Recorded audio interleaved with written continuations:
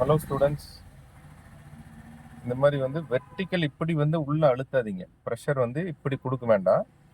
இந்த ஹரிசாண்டலாக இப்படி மூவ் பண்ணிங்கனாலே வந்து போதும். ஃபஸ்ட்டு கியர் இந்த விரல்ல தள்ளி கொடுத்துட்டு ஒரு இது வந்தீங்கன்னா ஃபஸ்ட்டு ஸ்டெப் வந்தீங்கன்னா நியூட்ரல், அப்புறம் வந்து செகண்டு.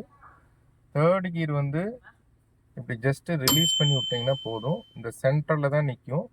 இப்படி ஸ்ட்ரைட்டாக போட்டிங்கன்னா தேர்டு, அப்படியே ஸ்ட்ரைட்டாக போட்டிங்கன்னா ஃபோர்த்து.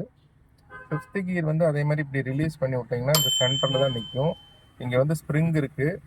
எந்த கியர்லேருந்து ரிலீஸ் பண்ணி விட்டிங்கனாலும் இந்த சென்டர் பொசிஷனுக்கு வந்துடும்.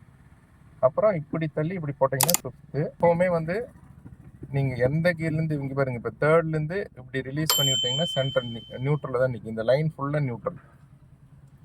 இப்படி தள்ளி இப்படி போட்டிங்கன்னா ஃபஸ்ட்டு, இப்படி தள்ளின மாதிரியே கீழே ஃபஸ்ட்டு ஸ்டெப்பு, அடுத்த ஸ்டெப் வந்து செகண்டு. இப்படி தள்ளி ரிலீஸ் பண்ணி விட்டிங்கன்னா தேர்டு, இப்படி போட்டிங்கன்னா ஃபோர்த்து, இப்படி ரிலீஸ் பண்ணி விட்டு இப்படி தள்ளி இப்படி போட்டிங்கன்னா ஃபிஃப்த்து. ஃபிஃப்த்தில் நீங்கள் ரிலீஸ் பண்ணி விட்டிங்கனாலும் சென்டர் இந்த லைன் ஃபுல்லாக நியூட்ரல்.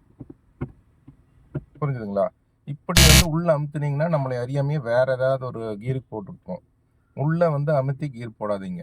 தேங்க்யூ.